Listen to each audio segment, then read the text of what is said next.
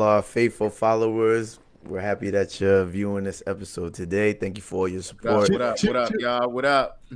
We just hit 100 subscribers on the Yes, channel, sir. Yes, Let's sir. Much go, appreciate Sim. it. and we want to thank all of you for your support and your views. We really appreciate it. We just started this venture with each other as friends, and we want to keep it going and make it something big. We're Not back here gonna lie, today. y'all the real MVPs. Facts. Facts. Facts. Facts. The support is crazy.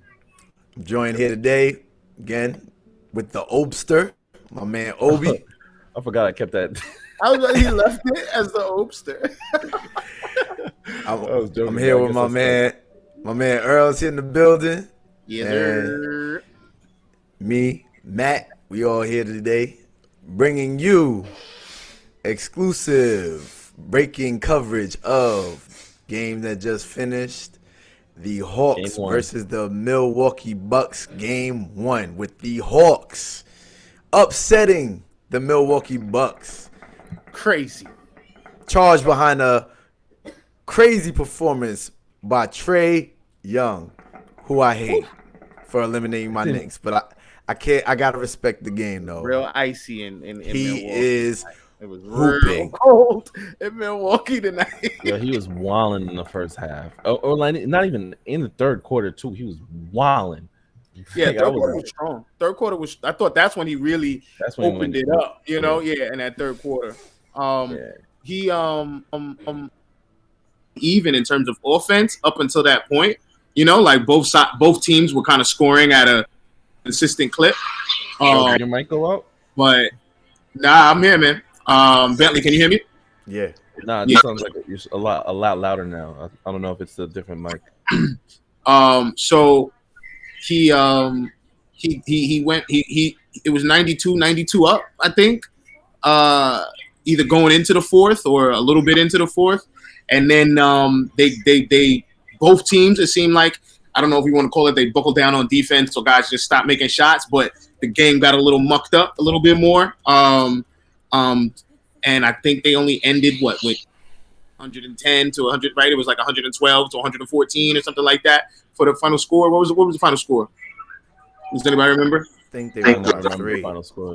But it was in that range. And so the point that I was making was that both teams were hitting a lot of threes, and then towards the end, you really saw it tighten up and turn into playoff basketball, and it definitely looked like, again, Giannis was having trouble getting shots when you only have a short amount of space to work with. Like kind of how Booker and Trey and these guys have kind of just been taking whatever you're giving them in those closing moments. It's like, all right, you're gonna give me this midi. That's the only spot that I can get to. I can hit that shot. But it's like Giannis has to get all the way to the rim. And those are my biggest takeaways down the stretch. Lower your volume, bro. You mad high on that. But nah, I heard you on that Giannis take. I feel like I wasn't blaming Giannis. I think Giannis showed up, man. I thought he was doing his thing like the best he could. Don't not even to cut you up. I mean, I don't want it to sound like I'm blaming him. I just felt like some of those same ineptitudes that he has offensively kind of reared their head again down the stretch, and not even for the free throw line. I don't mean for the free throw line because I'm pretty sure he shot pretty well from the free throw. Go ahead. I just didn't want you to think that I was bashing. Nah, definitely. Check the chat. Yeah, so I definitely think that I think just honestly Trey just balled out, man. Like maybe it's just me because I don't think they can win this series. So I'm just like, it's just like this is an anomaly. I think just Trey just went crazy. It seemed like everybody on the Bucks was pretty much playing very well, and Trey was just cooking. And then the rest of the team just picked up, and they got super lucky at the end. I mean, Capella's hitting pretty much game winners. And they getting like 3 offense rebounds on one play. Like it just seemed like things just bounced in the Hawks' way. If that was a game 7, I'd be very tight. But like it's a game 1, so it is what it is. I think Bucks are gonna win this series in 6. I would have said 5 before that game, but now it's just like they're gonna get one in Atlanta. So but yeah, that dude Trey is special, man. He's definitely like, whew, that boy is cooking with grease. I and I don't know. Drew played it. Drew just did his thing too. So it's like that was a good little game. We'll see how this series goes. You know, what I Drew mean, I was can't. hooping, man. Yeah, I ain't even gonna lie. He Drew was was. he picked up, and I don't know what Middleton's numbers were. I'm sorry to cut you off, Obi, but I don't know what Mhm. Middleton's numbers were. But he definitely supplemented a lot of the Bucks scoring. I don't know. I don't think Middleton was cooking because I think I would have noticed, but Drew was doing his thing. Yeah, I mean, Giannis had 34. Drew had 33, and obviously, Trey had 48. So it's like, You see what Middleton had? nah, I didn't really go look. I got you. Middleton had um Middleton had 15, 6 for 23. He was playing. He wasn't playing that good in the first half either. So Yeah, I it's like, figured that. uh, he had something in the end of the fourth that was like, all right, on some PG shit. So, but yeah, I mean, I got Bucks. So I mean, if Bucks lose this series, this is their one chance. Like this is their like. There's no LeBron. There's no Curry. There's no KD. There's no Kawhi. Giannis is Giannis is probably. I mean, he's not the best because you got Booker left, but like physically dominant dude left. There's no Embiid either. There's no Jokic. Like no one can stop this dude. It should be an easy chip for them. I think it's like it's just them, and then they go. What Not maybe about the your boy Suns Ayton? gonna Your be them. boy Ayton can't stop him. Ayton's playing pretty well on the perimeter defensively. But it's also this like a bar against like Rudy. Like obviously Rudy's a better paint defender in the paint, but he couldn't do anything outside. So Aiden's been playing pretty well on the outside, but I don't think he's shown the ability to stop Giannis inside. We'll see, but I don't think he might not even be on him like that. But we'll see. Yeah, we might be jumping. I might be jumping the gun by bringing that matchup up too early. I don't think so. I think that's the matchup. Yeah, got you. What you think, Earl? Oh, he's still fixing his mic. It's all good, but also I will say that the shooting came through for the Hawks too. Like a lot of them, like Gallo was playing. When you got Gallo playing well, you're gonna. And he was hitting some bigger shots against like PJ and whatnot. Like when you got Gallo playing well, that dude never shows up. So like he's That been had me showing up this tight. playoffs. You know why it had me tight, but that had me Yeah, tight. because what the Knicks? Of course, seeing a former Nick cook in the playoffs, and one of my coworkers, my boy Dion at work, he pointed. He's like, "Yo, every team has a former Nick in the playoffs." And I Yeah, was like, "Damn, son, he's right. Like every team has some Nick on their team, and nah, it used to they're be doing bad all back right." in the day. It used to be bad back in the day because y'all would always trade away your David your Lee, talent, and then they would like Zach go on and Randolph. do something. Yeah. The list goes on and on for former Uh, Knicks I mean, Are you that still been able to feeling? hoop. Are you still feeling the same way? right. Are you still feeling the same way about you're not rooting for the team that beat you, Ben? You know what? Because I feel like it slowly starts to you start like, yo, I feel better. My team lost to like This is full disclosure, and I'm gonna uh-huh. share with the world today. I found myself tonight rooting for the Hawks. I don't know why. I don't know why. Maybe I hate Giannis deep down, or maybe because I think it's the underdog. I always root for the underdog team in every sport. It does. I never Yeah. root for the favorite. The only favorite I've ever rooted for in my life is probably LeBron James. Outside of that, I don't root for favorites. And I think I knowing subconsciously that the Hawks are not supposed to win, I found myself rooting for them. Regardless of Trae Young cooking my Knicks. And I hate him, but I was rooting for him. I can't lie. I think it's that though. Also, you got to think about it, man. Like, yo, you feel so much. You feel a relief when your team loses to a team that beating other teams. No. Son. It has not I It's promise you, off your Obi, shoulder. I promise you, it has nothing to do with making me feel better about the Knicks loss. It has nothing to do with that. Subconsciously, I'm thinking about like me now. Like subconsciously, I think it'd be very depressing if the Bucks lose to the Hawks, because then it's like, yo, then the Nets just ain't shit. like, like, so yeah, I definitely like. That's the standpoint that I normally take. You want to lose to a team that ends up going as far as possible because Exactly. you don't want to end up saying that you lost. Like, so for example, like Uh-huh. how Obi can use the Heat the Heat against the Lakers. You know what I mean? And it's valid because the Lakers beat the Heat, right? And Mhm. if the Heat don't turn around and then continue to be a formidable team or continue to be a championship contender, then that lessens the validity of the win, for the Lakers or whoever over them, And I can admit that as someone that still is appreciative of his championship. You know what I mean? I can still admit that, So, it definitely is definitely a kind of a glass half full, glass half empty way to way to look at things. I think I mentioned this last week. With the Blazers, like they have to blow it all up. They have to do something drastic this offseason because they lost to the Nuggets, who got swept the next round. Like if your team, that means you had no chance at a chip this year, and they were as healthy as possible. So it's like, not to go too much into that same topic. It's just like, yo, it's not even depressing. It means you got to really reconstruct your team. Like losing in 7, like the Nets. I mean, obviously they're hurt, and so it's just pride talk. But the Blazers really, like, it's just like, no Murray or nothing. It's just now you gotta just blow it all up. Like trade CJ for Ben Simmons is what I would do.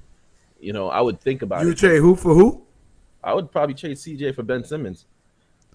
Think That's about it though. actually a pretty fair trade, Obi. That's a good trade. I'm not gonna, you Yeah, I know, think it's a fair trade for both of them because I would put Ben at center, and that's my thing. I would put him at the 4 to start games, maybe, but he's definitely the only non-shooter on the court. Like, and the Blazers have shooters, No, so they can do that, too. and he can turn it. You said what? No, I was just saying that I think that would make sense too Yeah, for and for Philly.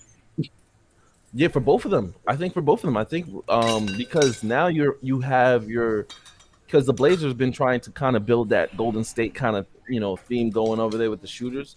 So now if you have Dame, you give him your Draymond, except a way better version of Draymond, just because not a heart or anything like that, where the intangibles that Draymond has, but the physic, the 6'10", 6'11", crazy wingspan, can dunk, has a passing IQ of like a point guard. That kind of that's like a Draymond on crack without the intangibles, you know.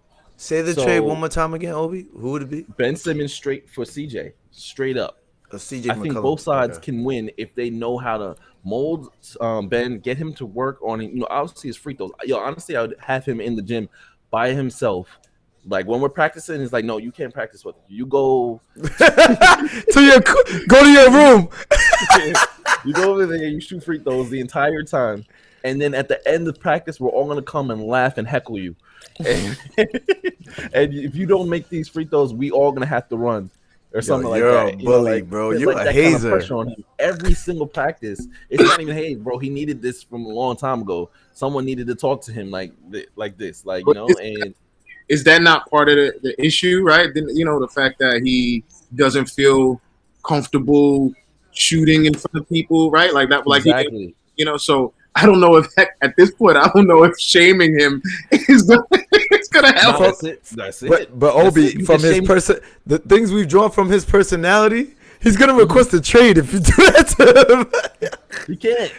He's already at rock bottom. Like if he touched his phone one time this week, he knows like yo, the internet is killing this man, son. Especially after he saw Embiid kill him, and then he saw Doc Rivers kill him. Like everybody's coming at him now. This story's coming from the Yin Yang, Stephen A. Smith. He always has an Oh, man. exclusive. Yeah, an exclusive source. Exclusive source from someone important texted me from the Philly organization that Ben Simmons had yogurt for breakfast today, which is indicative of him not Being soft. being soft. Only soft. Hold on. Soft MS for Z. Yogurt for breakfast. No fruit in the bottom. Go ahead, Earl.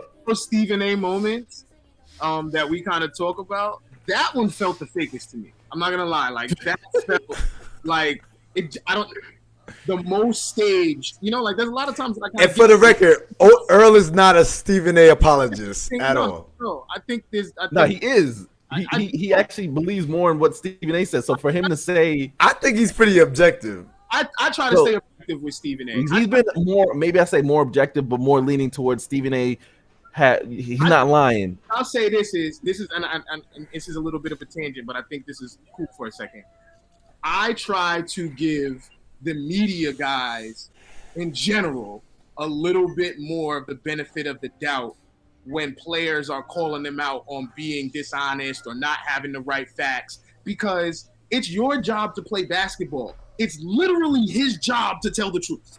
Like, so yeah, not saying that they won't, that they won't bend, or there's like, I mean, I'm literally right now saying I think it's looked like Stephen A. was fronting. Like that's literally what I'm saying right now. Yeah.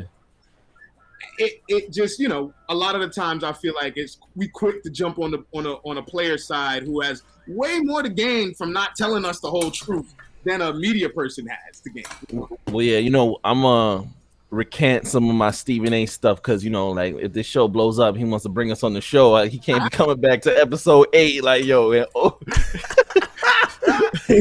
I'm not coming on your show, Obi. I remember when you was talking shit. Honestly, I do respect Stephen A. Man, like the dude has really put on for black people behind the scenes. A lot of times, like we haven't really talked about. I just laugh about. I really laugh about his KD entanglements, and they're cool now. So maybe they hashed it out behind the scenes. Entanglement. Pause. And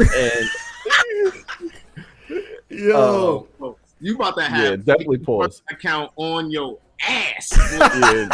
KD's about to wow. He's about to get the burner come through in the on the Nets fan, the only Nets fan on the channel. Like, who is this? But no, listen. So anyway, we got lost in the sauce. But yeah, so Ben Simmons, right? I think that'll be a good trade for him. He goes somewhere new because he hit rock bottom, right? He's gonna have to go there, play power forward, center while he's working on his free throws, and develop that, because he's not gonna get a jump shot right away. So I won't even try it this off season. I won't even be like, yo, listen, don't even shoot this off. I need you to get that confidence at that free throw line so you can play at the end of the games. That's the most important thing right now. Don't worry about shooting from deep. And then later on, after he gets his confidence back, then you start saying, okay, now we're gonna have you shooting from further distance, And if he can be that Draymond on crack, because he has the intangibles, he has a defense. And I say on crack because I mean like souped up, like not like, I mean souped up. I know what you meant. Just like a better version physically. Again, not intended because Draymond's one of the smartest players of all time defensively. Yeah, I think it'd be a good trade. And then CJ goes over to the Philly, and it's perfect. Like they're contender immediately if Embiid can stay healthy. So. Nah, those are great points. That's a great trade, hypothetical trade that you brought up there, Obi. Because the Blazers need some rim attacking, and the Sixers definitely need some better 3-point shooting. They traded it away like their best 3-point shooters pretty much, or didn't re-sign them, so they're looking for that too. So the other game that also occurred recently was the Suns against the Clippers. Yep, you got it. They swept the first 2 games. So what is the outlook, in you guys' opinion, of Game 3 with the imminent return of Chris Paul? And they're already up 2 games without him. I'll go first since I'm still having mic issues and stuff. I'll go first so I can just get it out the way. So there's a few things happening in this series, right? First of all, I never would have thought that we'd be seeing Phoenix and LA playing in the conference finals this year before the season started. I'm not going to, if someone the LA Clippers. Yes, exactly. Kudos to you if someone did predict that, but that definitely came out of nowhere. And when it first shaked out that was going to be the teams, and then it shaked out that we weren't going to have Kawhi, and then you got Chris Paul, COVID protocols for the first couple games. I'm gonna be honest, I put this series somewhat on the back burner. You know, I didn't think that A was going to be entertaining, and I believe that the veteran role players of the Clippers would cancel out the young flourishing role players of the Phoenix Suns. That is definitely not what has happened. The Phoenix Suns are legit in terms of their shot making, in terms of their ability to switch everything, and the versatility of Ayton on the defensive end, I think went unnoticed up until now, because now you see him with the ability to switch out there on smaller guys on the pick and roll, but he's also able to protect the paint. I don't know if you noticed, Ty Lue after game one immediately inserted Zubac to try and deter some of what Ayton was doing in the paint, and he just adjusted. Now pick and roll. Now we're gonna put now we put Zubac in a pick and roll. He's catching on the go. So very impressed with that. And Devin Booker is a killer. So he's going into that category of when I got this guy on the court, he could go get one. You know what I mean? Like regardless of who else is on the court, he can go get one. And I think that all of the young basketball players, all of the kids that love Steph Curry, all of the analytics nerds, watch this boy Booker and watch a clinic on how to take what the defense gives you and how you win video games, how you win basketball games when they matter the most. And it's just been a joy to watch him get to his spots and raise and elevate over guys. I'm not gonna repeat what everyone has been saying, calling him baby mamba and all of those things. Not that those things are not true, but it's just been really, really a joy to watch him get to his spots, gets his shot off, and no facial expression.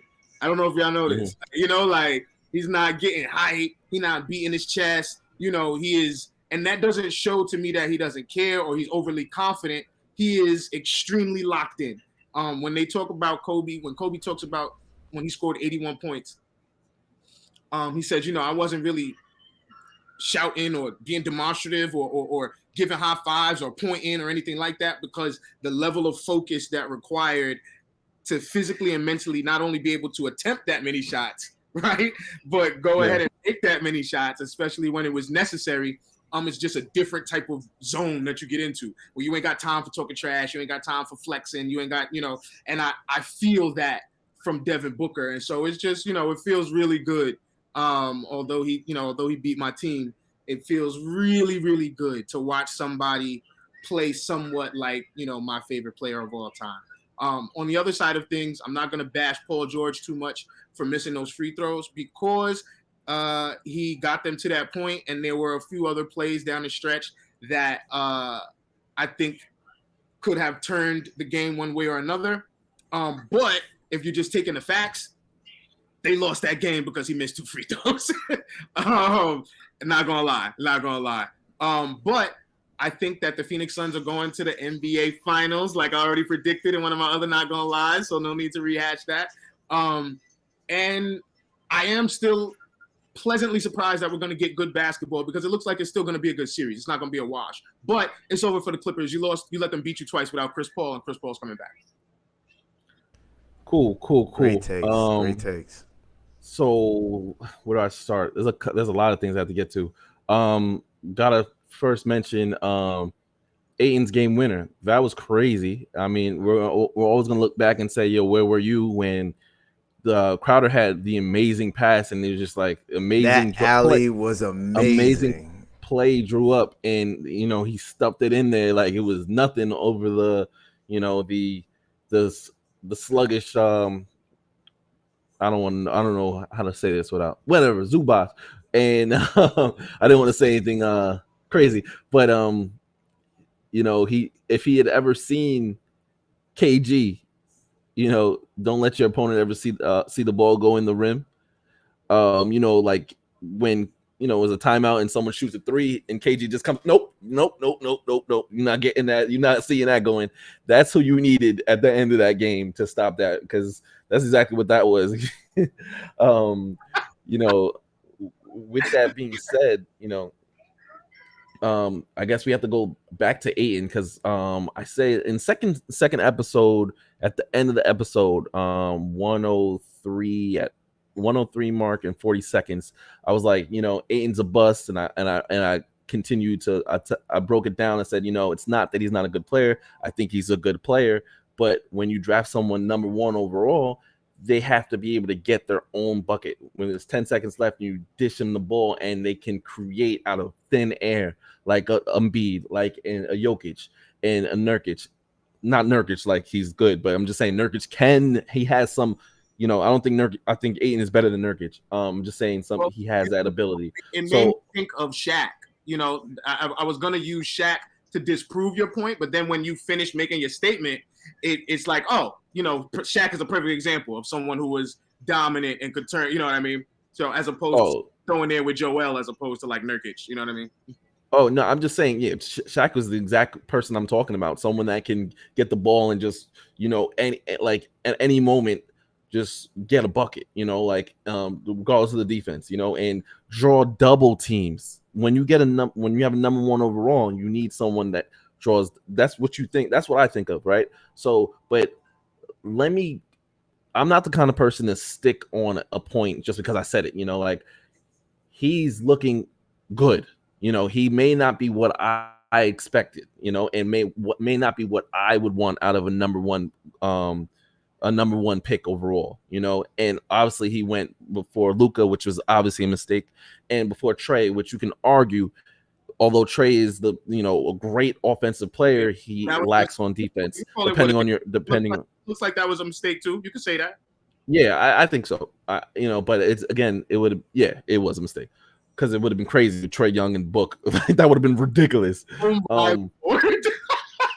Trey Young and Book, Luka and Book. Oh my God! Those would have been that would have been crazy. It'd have been OP.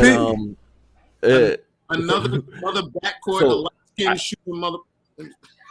So out of respect, I will fall back on that take. He's been proven like he can really hang, because he's been showing it on the defensive end that he's way better than a lot of people thought he was defensively, and it's just because he's better than bummy Gobert. And I call he's back to Gobert. Say it, Earl. Yeah, exactly. He is Rudy Yogurt Gobert for the remainder of the summer. For the remainder. Yo, he was getting cooked everywhere, left and right, and then this guy was the defensive player of the year. Oh my God! Is he in the Olympics? I mean, he usually no, he better not. Well, he's in France, so I mean, whatever they're doing over there. Oh yeah.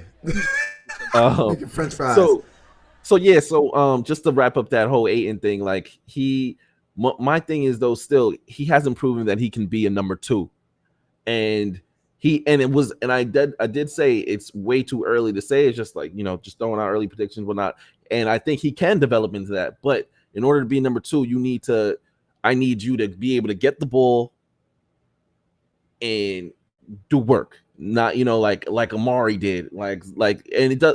Amari, for example, didn't have a back to the basket game, but he had a face up game that was ridiculous, and that's what they thought Ayton would give you, and we haven't seen it yet, because honestly, he gets the ball in choice spots, and it's just or a nice mid range wide open jump shot, or like he's in space where it's like they give him the offense dictates it goes to Ayton, and Ayton finishes well, but it's not like he's creating anything. It's just Chris Paul or Booker, or the offense is flowing his way, and it's like an easy dunk. So again, like I say, it's always it sounds crazy when you say it out loud, but when someone's shooting 80%, it's not a mark of a star.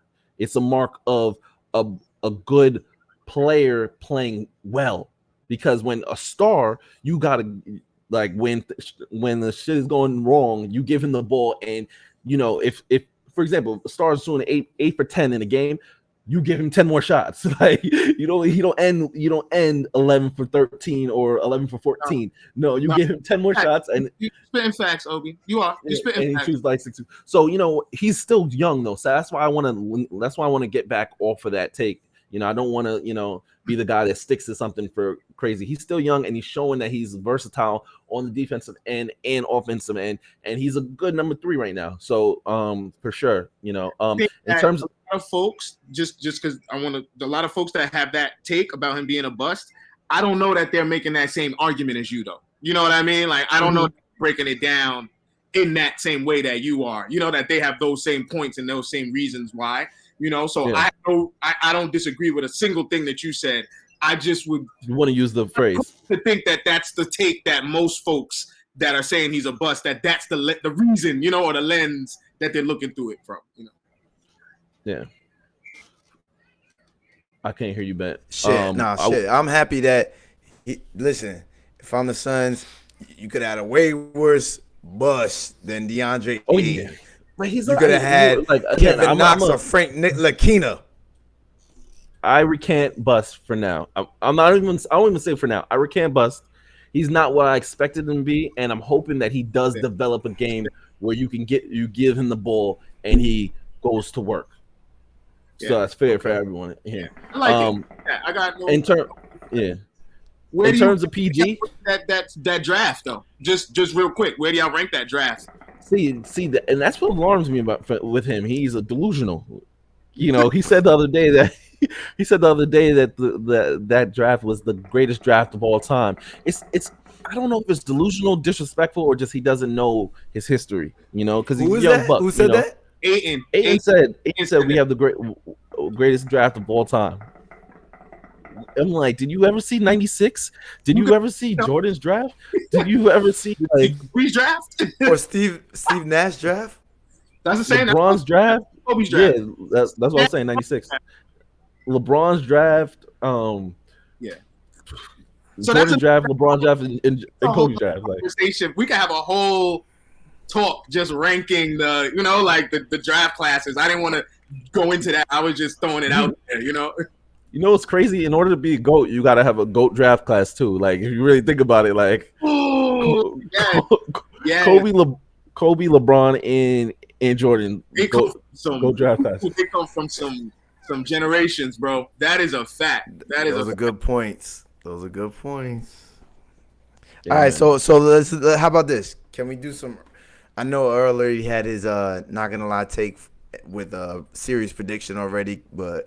How about we recap with early series predictions after the first couple conference finals games? Yeah, I think we can go a little if we want to really spice it up. We, just so it's not the same predictions again. We can even go in a number of games if we want. So I'll give games. There you go. How many? I think that the Clippers are going to lose that series in 6. 6. Yeah, which so means you got Suns in 6. Yeah, which means they would close them out in LA. Which we know Clippers almost don't know how to win there. So it's very possible. And then on the other side, oh man, that thing. I wouldn't bet it. I'll tell you right now, I wouldn't money. I wouldn't bet money.